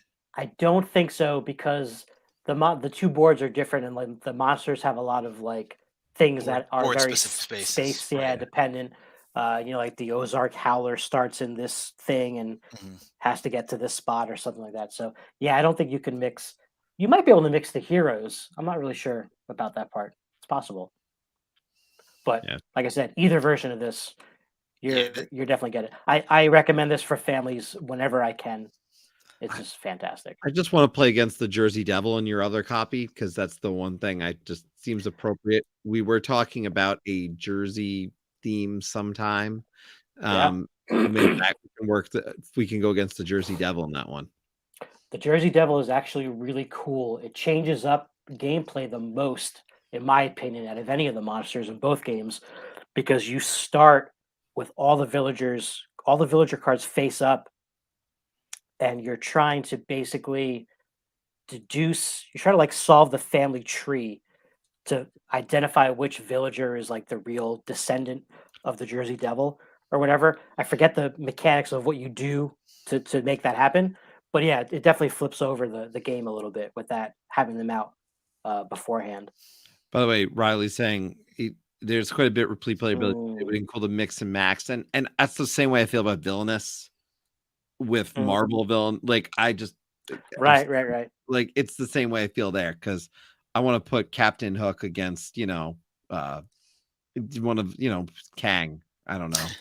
Like that sounds interesting. Kang versus Hook. I don't know. No, I don't think Hook has a chance in that one, but Well, you never no, know. but still. Unless there's multiple hooks, the Council of Hooks. I don't know. Yeah, the Council. All right, number 4 is not going to be a surprise, I do not think, for anyone who knows my taste at all. It's a game that I've mentioned many times on this channel and on my channel. I know that you've had one of these designers on before, and that is Fleet, the dice game. I was waiting for this. Brian's number 8 from Ben Pinchback and Matt Riddle. Oh, man. This was the first, next level roll and write that we experienced, where it wasn't just this little sheet of paper that you were crossing off numbers or writing some things in. This is a big double sheeter with lots and lots of little spaces to fill in. You're going to be collecting, basically going down these different tracks on your score sheets of different types of sea creatures, different types of fish. Then there's a whole wharf area with these different buildings you can try to build that give you points and let you manipulate the dice or the market or things like that. You're going to be launching boats, going on fishing trips, private fishing trips, building these other vessels that can kind of like give you extra points or hold extra fish when you run out of room on your other boats. And there's so many cool combos that can happen here because you have this income track that you're trying to gather money basically, and every so often there's a space that gives you an extra action. So there's a whole lot of, all right, I did that, and that lets me do this, and I built that. Now when I build this thing, I get 2 of these, and I got that one. All right, now I'm done. And I love that. It's so satisfying to do those combos of stuff. I like all the games from these guys.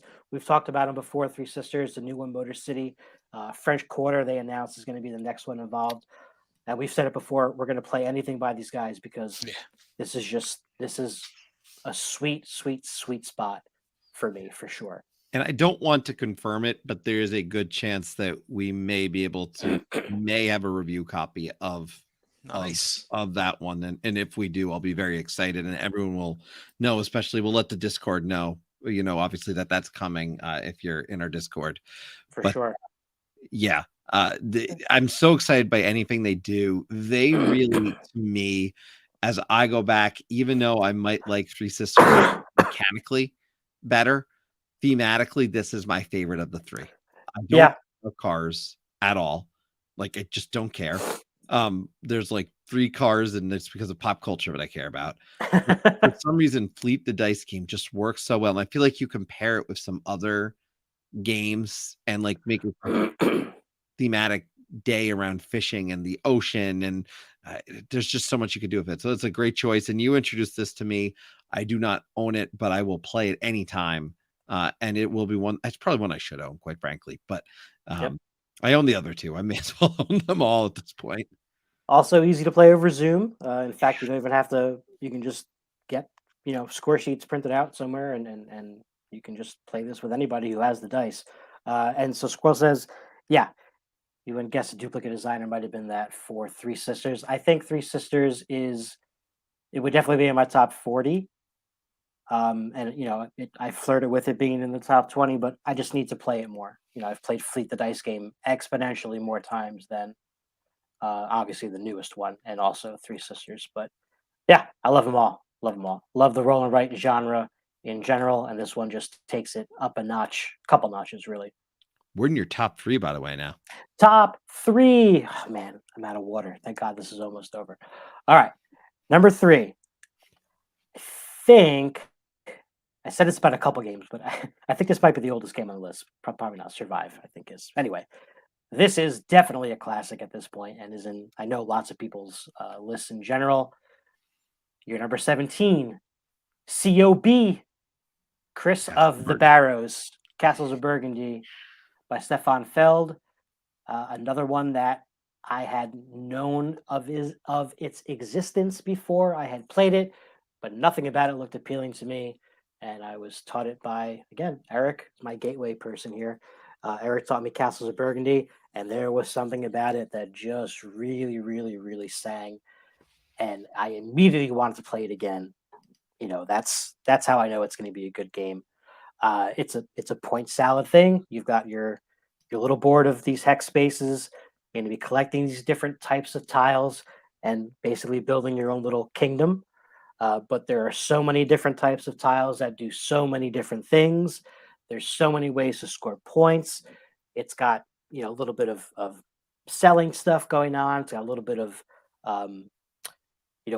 buildings and manipulation of the rest of the things, and just it's so satisfying to be able to take something from like your reserve, put it onto your board, and now you satisfied some kind of condition where you got more points.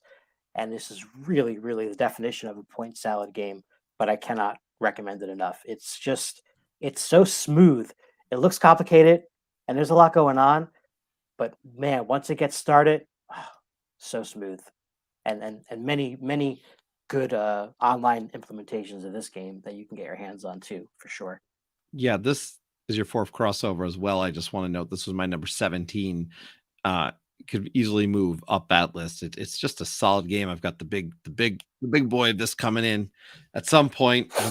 GameFound decides that's but man, have you played this one? I'm assuming before?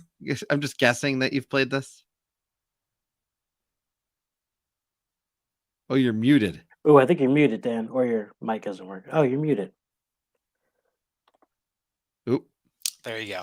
There I you have go. not played this one before, but I Oh, do man. own it. It's just that Okay. when I pull it out, I play with a lot of people where I'm the one that introduces the games and bring it to them. When I pull it out and they just see it, they're like, nah. And I'm just like, I hear it's good. They're like, nah. Yeah. And I guess I just got to schedule a night and just be like, look, this is what we're playing. Well, You gotta have it set up already Yeah. Then you're committed. when they come in, because there's a little bit of a set of time for this one for sure. It plays well online though. Like this is one of those ones that if your first play is online, you'll be okay. Like Okay. it's not going to overstay. Like Yeah. I tried games recently like Earth online. And I said no, this is first play online was not the right choice. Arc Nova I know is on BGA in alpha right now. I'm sorry, I would not want to try Arc Nova first on BGA personally. For others, those are just big games. This one plays so smooth. The implementation's good. I mean, I feel like this just works as a digital game, but I definitely want to play it when I have a chance, on my table as well. Now, is this a game that kind of you play a couple rounds and it clicks, or is it you play a full game and then you're like, all right, I want to play it again? No, I think you play a couple rounds and it clicks. You know, Yeah. it's the rounds are going to feel the same. Just really the points kind of change a little bit, and obviously your board is going to fill up faster. But yeah, no, it's a couple rounds in, you'll get the hang of it for sure. Right. So Squirrel says full disagrees. game. Yeah. Squirrel says full game. I think about halfway through the game, I kind of figured out what was going on and needed another game to actually win.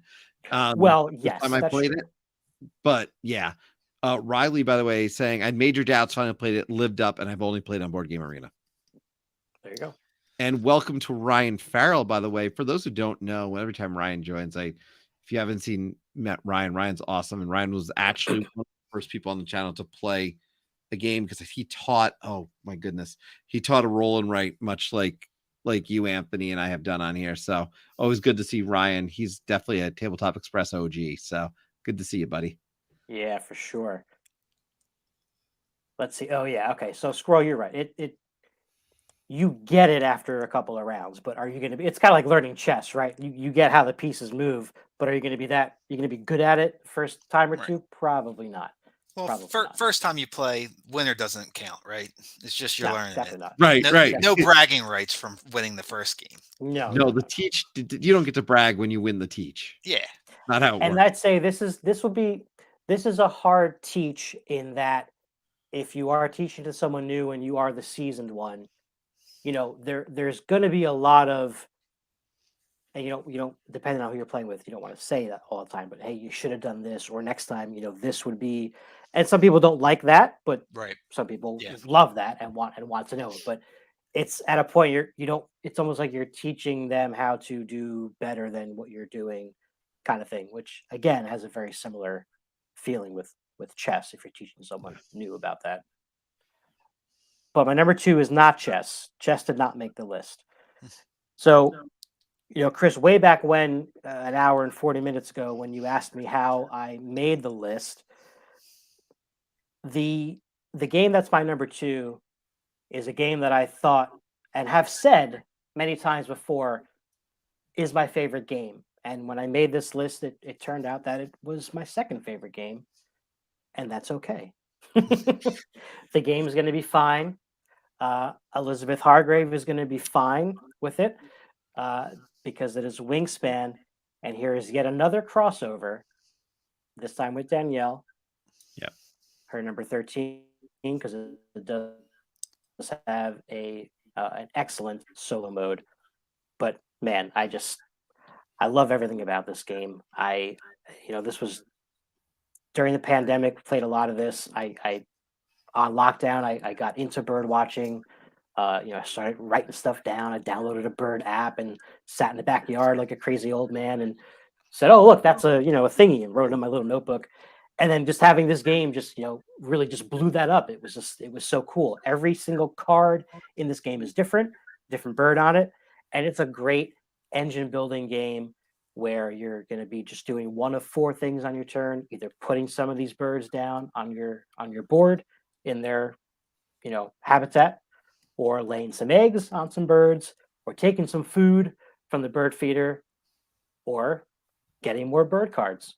And that's it. It's a cool resource management. How can I maximize my set of turns? Because on each round, you're going to get 1 less action than you did the round before that, which is another thing I love because it makes the game kind of keep moving, doesn't really drag on. This is the game that I also have the most upgraded stuff for. My wife was awesome enough to gift me with some of these really cool upgraded components, as well as some of these cool storage solutions. So it is easily the heaviest, literally heaviest box in my collection for that reason, because it's full of a whole bunch of cards and a bunch of these wooden insert things. I can't say enough good stuff about this game. I just love it. I love to teach it. I love to play it. I love to talk about it. And I surprisingly do not have the newest expansion. Oh, you don't have Asia? I do not have Asia. It was on my Christmas list and it just didn't get purchased. And, I'm okay with that. I'll play it eventually.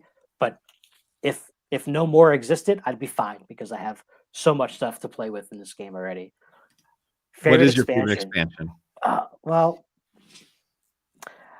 I think it would be the Oceania one, because that came out with the new board and it added the nectar as a new resource, which I really like because it acts as a wild in a lot of circumstances, but then it's also this, I don't know how you like, it's almost like an area majority thing, even though you all have your own board, but every time you use one of them, you're going to put the token in one of the 3 habitats on your board. At the end of the round, you'll get points for having the most or second most in each of those areas. So that added a cool thing. And I mean, at this point, all my cards are all mixed together. I don't have them separated. They have a lot of end game scoring birds, which were different from the base game as well. Yeah, I've heard only good things about Asia. Cool what new I eggs. need to do, what we need to do is one way or another find someone around who at least has Asia, because Asia may change. Full disclosure, Wingspan dropped off my list. Okay. Partially because I overplayed, but I've been playing the base game on overload, and I have the expansions, and I have not even got through most of them. I think I need to get the expansions into play, but with the duet mode, a solid 2-player mode, this could bring it back in. And I need to play that. And I need to play with the nectar. I still haven't played with the nectar. Like, I'm so behind. I have all the expansions outside of Asia, and I think I've only played the base game. So I got to solve that. Yeah, I mean, the game plays well as it is with 2 players. I didn't play the duet version, but I don't know if when I get it, I don't know if I'll start to play that way when I play just with my wife, or if I'll just throw all the cards in and play the regular one. Yes, Brian is in charge of proofreading that one. Work there, yeah. And this is another one of the games where when people see it on the table, they just like gravitate toward it, and they're like, "Oh, what's this?" And the components, like you said, even the normal components, just the dice tower, the dice. It's just such a pretty game when your board just gets rolling and you know what you're doing and you're putting them down. It's just such a fun game to teach, to play. And I haven't done any of the expansions, so it's I've played it enough where I might pass over it for a new game, but if I get an expansion, I think it's going to bring it right back for me. You and I clearly need to get together, and that might solve it for both, because I have these expansions, and Rachel's talking about the fact that duet is good, but Asia adds powerful cards and bonus goals that improve the game. And I think I need something more. I think the game, by the way, because it's on your list and we've only got one to go, I just want to take a moment to say this game is so critically important. You've got the phenomenal Elizabeth Hargrave, who it's so important to the industry. What she's doing, I think, is so important. She's doing new things, but she's also speaking for a lot of people and giving a lot of designers a voice who maybe didn't have a voice before. And so I think this game is really important. And it's a game that also falls into that category of this should be in a library. if this is not in your local library and they have a board game collection, and that's I need to get into my local one. It's on actually a list that I'm going to be giving to my library, and this is one of those games. It should be played. It may not be in your top 20, but I think it should be played. So, really important game overall.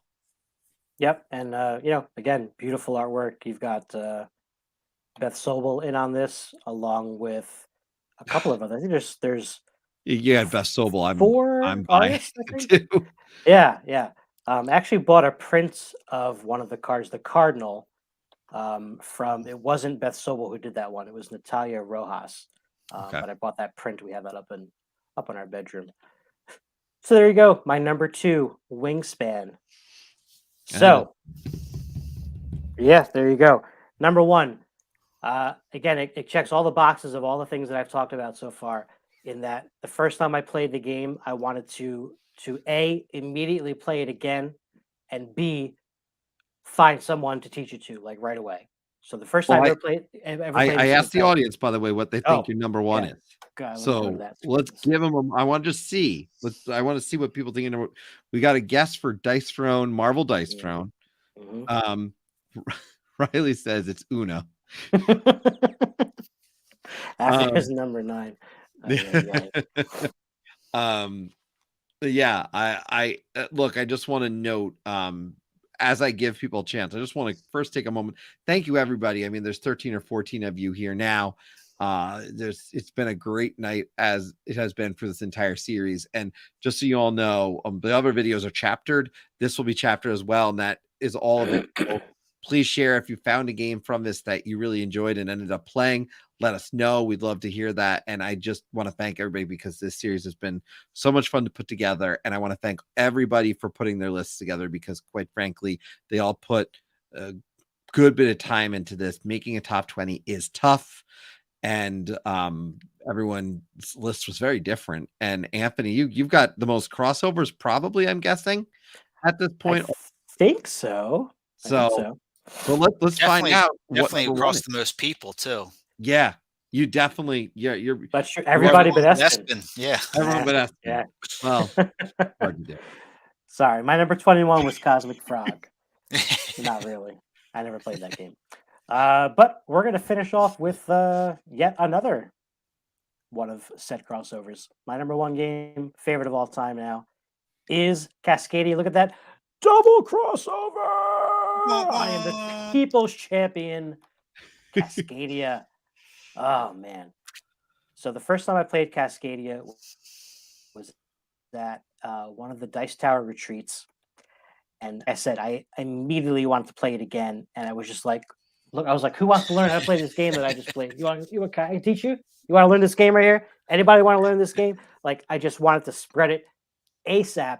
That's how good it was. That's how much I loved it from the get-go. And really just, it's great. It's great. It's the perfect level of weight for me. It's got beautiful components. It is easy to teach, but there's enough going on that, to your point, Danny said something about it. I forget which game you mentioned this earlier, but it was anybody can kind of compete at this, right? Like, obviously, you play the game once or twice, you're going to have a little more of a idea of how to maximize your points from the get-go. But it's really a lot of luck. It's, are you going to get that tile, or is someone going to pick the one that you wanted? I love the fact that there's these tokens that you can place that are always going to score in different ways based on which cards are put out, at the beginning of the game. Again, there's a recommended set, and then after that, you can mix and match whatever you want. But there's always going to be one of each animal out to score for that game. You've got your bears, your hawks, elk, what else? Foxes, and I'm missing someone. Somebody will tell me. Oh, salmon. There you go. Salmon. Yeah, because the salmon run. Right. So the salmon are going to run. And again, each card is like a little bit different, right? Like the salmon are always going to kind of go in a run, but there's a little bit of a stipulation between card A, B, and C. So yes, Brian, so much replayability based on that for sure. And yeah, I love everything about this game, every box it checks off.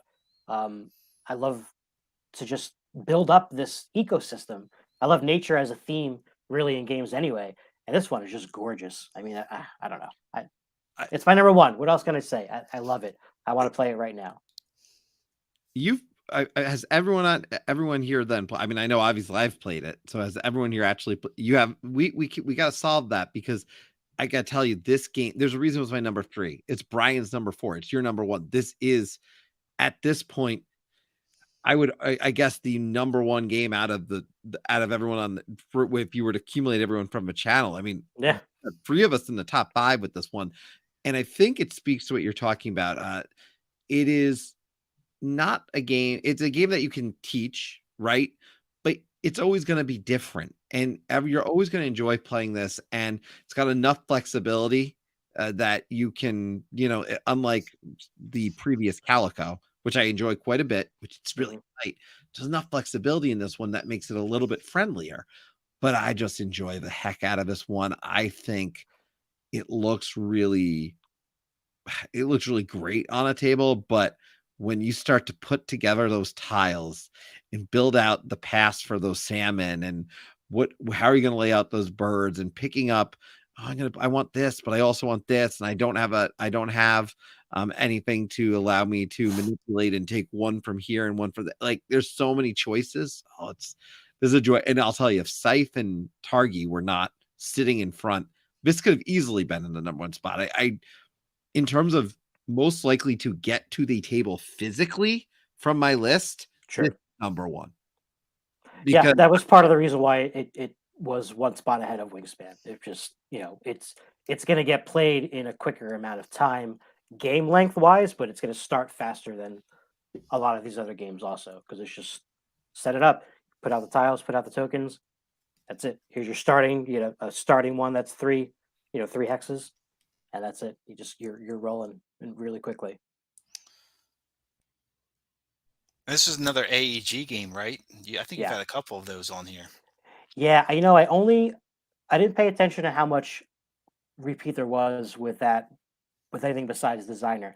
But that's interesting. I should look that up and see how many there are, for sure.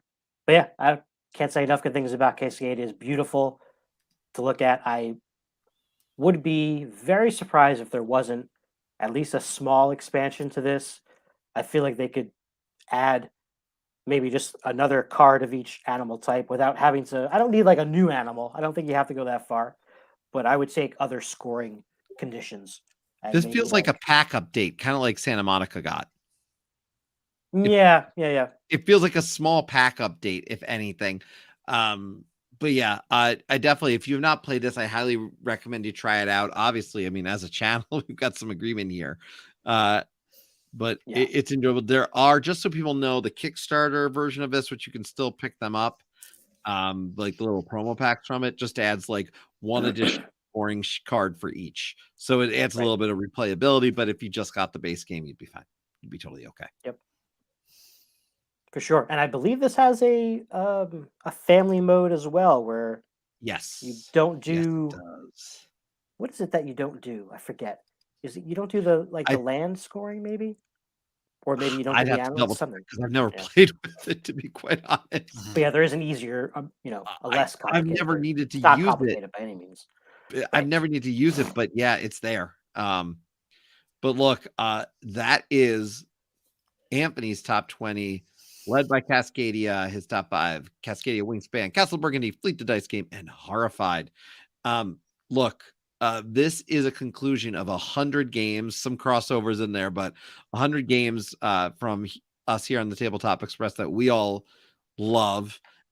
Many of us on this channel, I know as a channel, we're not sure I don't know if we'll all be able to pull it off, but I know we've talked about we want to try to play everybody's games. Yeah.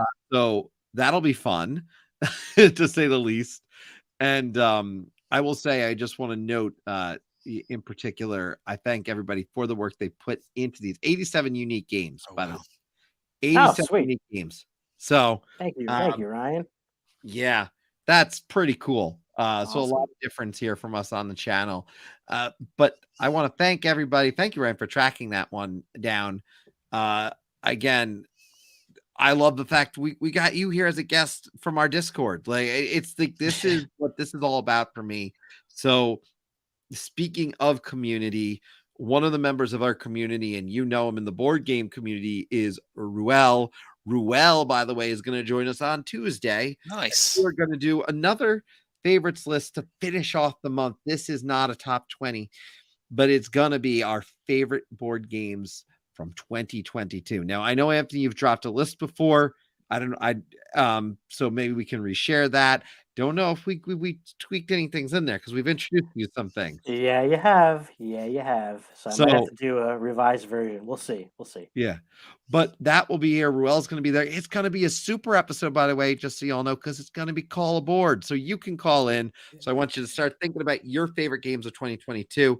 And as we've done in the past, as you mentioned our games, we're going to reveal them from the list. So it'll be a great time.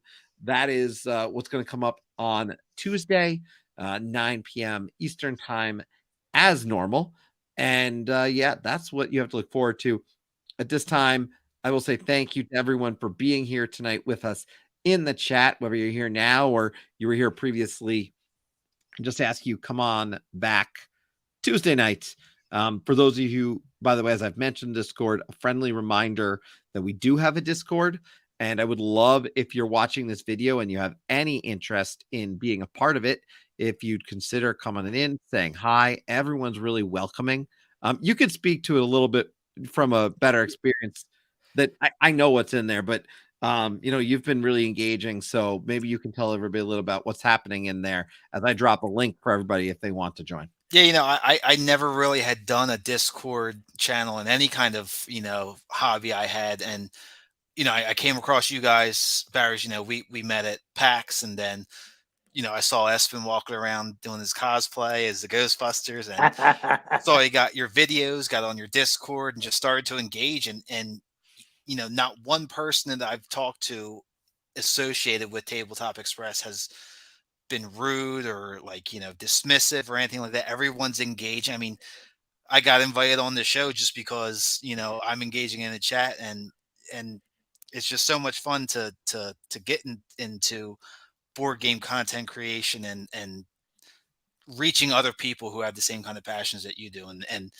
very much appreciative for you guys for having me on here. And it's always fun.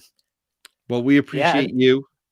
And Dan, so go ahead and tell people where they can find you, because you're doing stuff as well. So what can we look forward to? Very recently I've started writing some articles for a website, GateCrashers. So GateCrashers is a website and a podcast dedicated to kicking the door open for your next favorite thing. Our mission, our creed, our goal is this: to make all things more approachable and accessible to everyone. We want you to find a universe that you'll love. So, they come in there. You can come to comics, you come to movies, TVs, horror, wrestling, tabletop is what I'm kind of trying to champion there. And, coming on like this to help promote that's just really cool. And I appreciate you guys having me. That's great. Of course. And we'll encourage everybody to check that out. And in the meantime, we hope you'll come say hi again on Tuesday night. Absolutely. We'll be back with Ruel, and that'll be a good time. And remember, it's a call-in show, so get ready to call in.